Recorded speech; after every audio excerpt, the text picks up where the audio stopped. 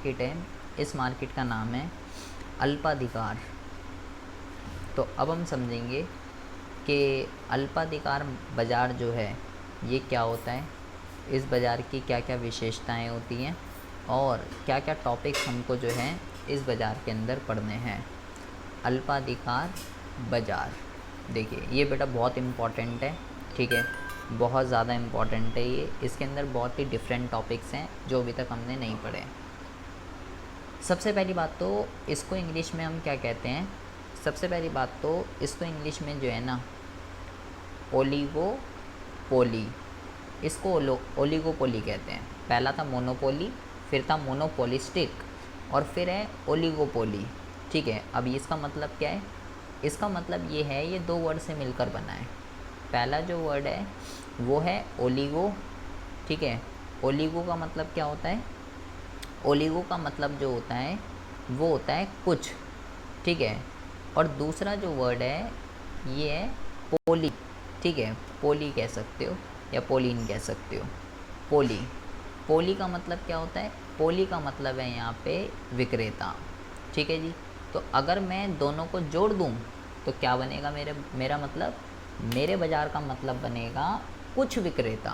भाई ओलिगो का मतलब मैंने बोला कुछ और पोली का मतलब मैंने बोला विक्रेता।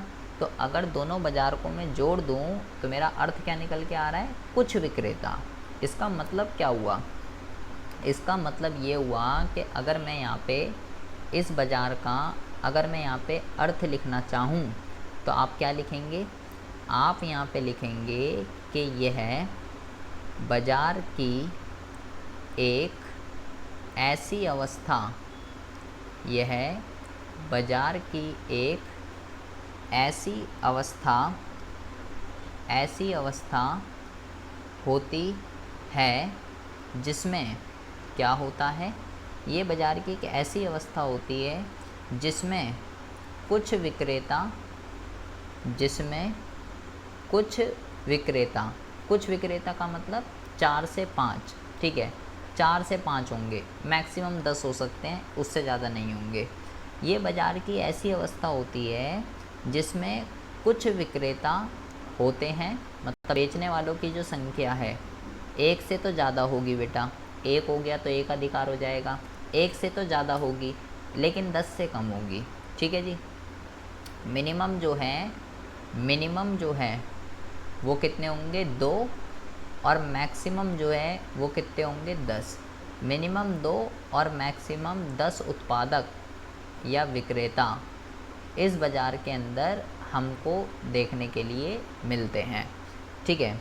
कुछ विक्रेता होते हैं जो कि क्या करते हैं, जो कि जो है समरूप, जो कि जो है समरूप अथवा विभेदीकृत, विभेदीकृत, समरूप अथवा विभेदीकृत उत्पादों का, विभेदीकृत उत्पादों का व्यापार करते हैं, व्यापार करते हैं।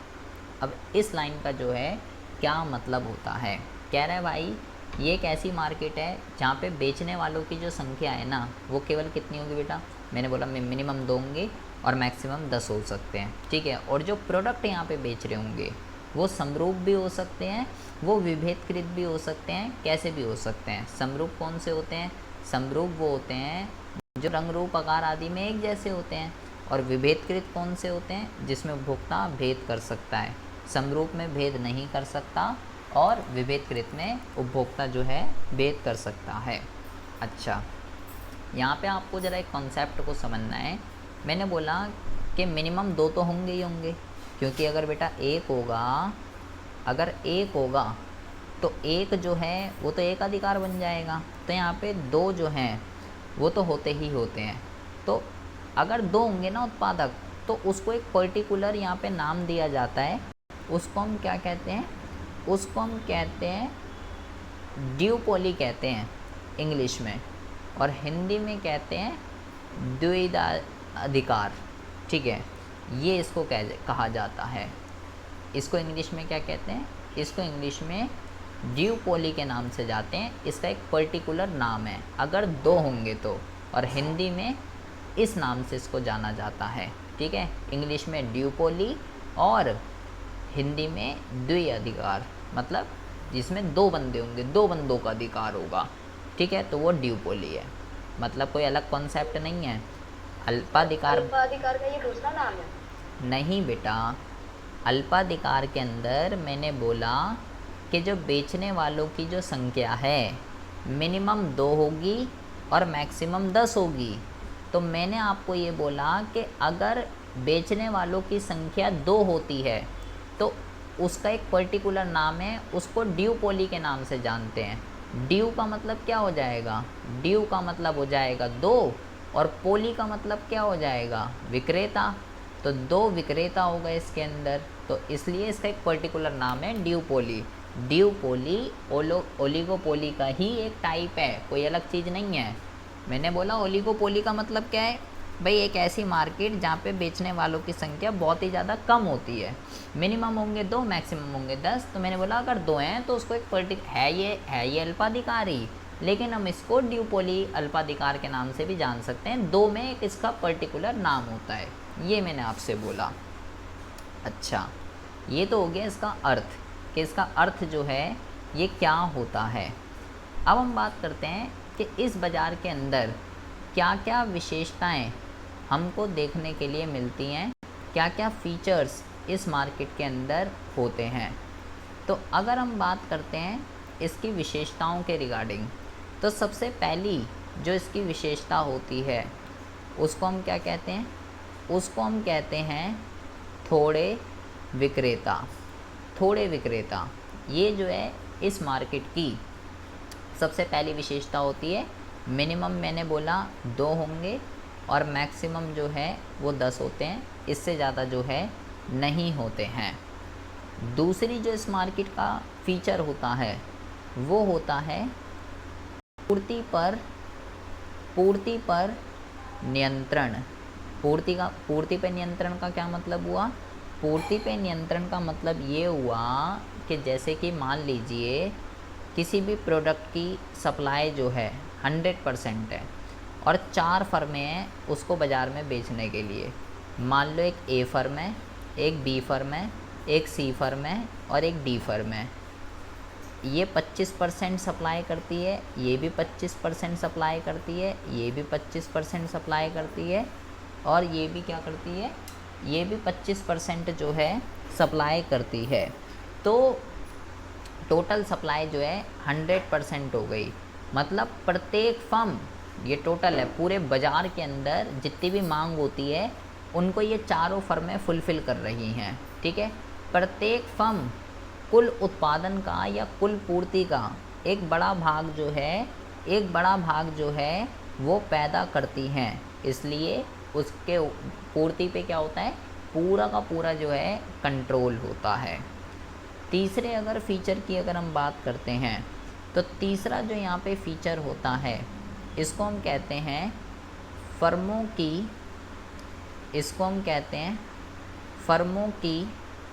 परस्पर निर्भरता। अब इस टॉपिक का क्या मतलब है? फर्मों की परस्पर निर्भरता।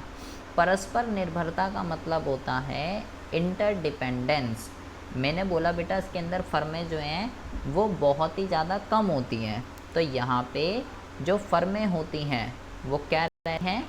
वो जो है इंटरडिपेंडेंट रहती हैं। इंटरडिपेंडेंट का मतलब क्या हुआ कि अगर उनको अपने प्रोडक्ट के कीमत के रिगार्डिंग या उत्पादन के रिगार्डिंग, अगर इन दोनों चीज़ों के रिगार्डिंग अगर मेरे भाई कुछ भी डिसीज़न लेना है तो सभी फर्में क्या हैं? सभी फर्में एक दूसरे पे डिपेंड हैं। सभी फर्में क्या करती हैं? सभी फर्में जो हैं कीमत और उत्पादन के बारे में निर्णय लेने के लिए एक दूसरे पे निर्भर रहती हैं। क्यों रहती हैं? क्योंकि मैंने बोला है ही बेचने वाले कम। फर्मों को यहाँ पे पता है कि अगर एक फर्म ने अगर अपना कीमत वगैरह में कोई चेंज किया, अगर ए ने अगर चेंज किया तो भाई ऐसे तो सब कस्टमर ए के पास आ जाएंगे। तो उससे पता है, ए को ये पता है कि अगर मैंने चेंज करे तो भाई बी भी चेंज कर देगा, सी भी चेंज कर देगा, डी भी चेंज कर देगा। तो इसलिए जो भी इनको प्राइस रखने होते हैं, जो भी प्रोडक्शन रखनी होती है, ये सब जो है मिलजुल के आपस में व्यवहार करते हैं। अगला जो इसका फीचर होता है इस मार्केट का, वो है कि उत्पादों का स्वरूप। उत्पादों का स्वरूप, इसका क्या मतलब हुआ कि यहाँ पे किस टाइप के प्रोडक्ट बिकते हैं। तो अभी मैंने इसके अर्थ में आपको बताया कि इस मार्केट के अंदर जो वस्तुएं होती हैं वो जो है बेटा समरूप भी हो सकती हैं, और वो जो वस्तुएं हैं वो विभेदीकृत भी हो सकती हैं। समरूप और विभेदीकृत दोनों तरीके की वस्तुएं यहाँ पे जो हैं देखने के लिए मिलती हैं। अगर हम बात करते हैं विक्रय लागतों की, तो जैसे मोनोपोलिस्टिक वाला एडवर्टाइजमेंट पे विक्रय लागतें करता है, तो इसी तरीके से अल्पाधिकार वाला भी विक्रय लागतें करता है। एडवर्टाइजमेंट वगैरह अल्पाधिकार बाजार के अंदर किए जाते हैं।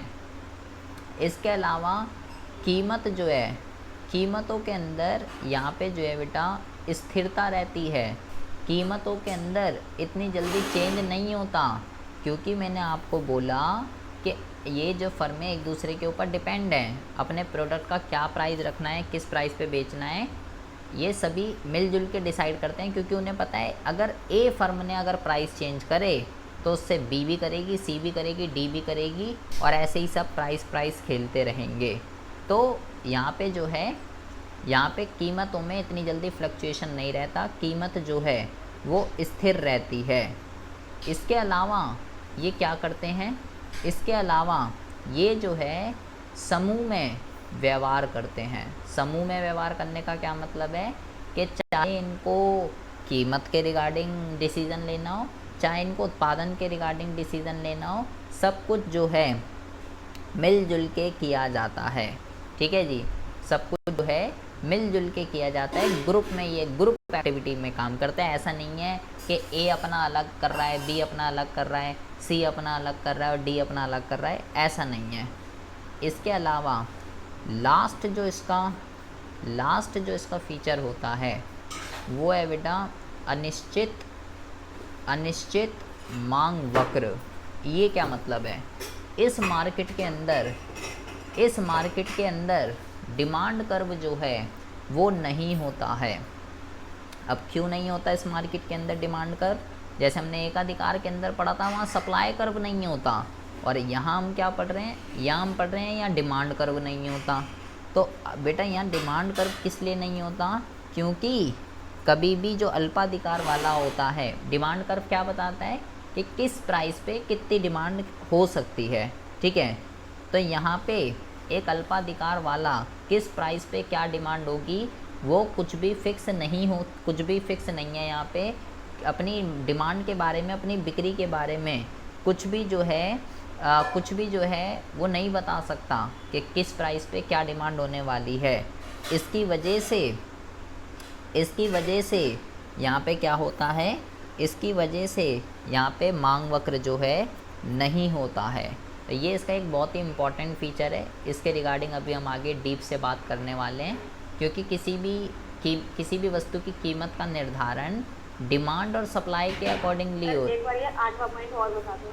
8वें पॉइंट के अंदर क्या है, 8वें पॉइंट के अंदर मैंने बोला कि यहाँ पे मांग वक्र नहीं होता। मांग वक्र आपको क्या बताता है? मांग वक्र आपको ये बताता है कि किसी पर्टिकुलर प्राइस पे कितनी डिमांड जो है वो होने वाली है। इस चीज़ के रिगार्डिंग आपको जो है इन्फो देता है मांग वक्र। लेकिन यहाँ पे मैं आपको क्या कह रहा हूँ कि जो अल्पाधिकार वाला होता है वो ये नहीं बता सकता कि किस प्राइस पे क्या डिमांड होने वाली है, क्योंकि कुछ भी फिक्स नहीं है। क्योंकि फर्में कितनी हैं, 4 से 5 हैं। तो अगर मान लीजिए ए ये सोच रहा है कि मैं ये प्राइस रखता हूँ तो मेरी इतनी डिमांड हो जाएगी, तो ऐसा नहीं है भाई।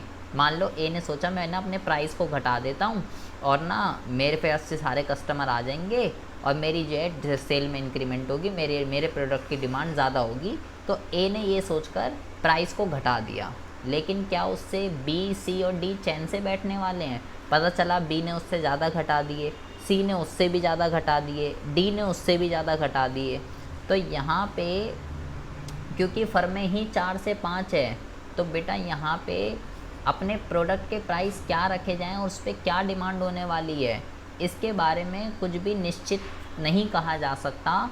इसलिए इस मार्केट के अंदर डिमांड कर्व जो है वो नहीं होता है।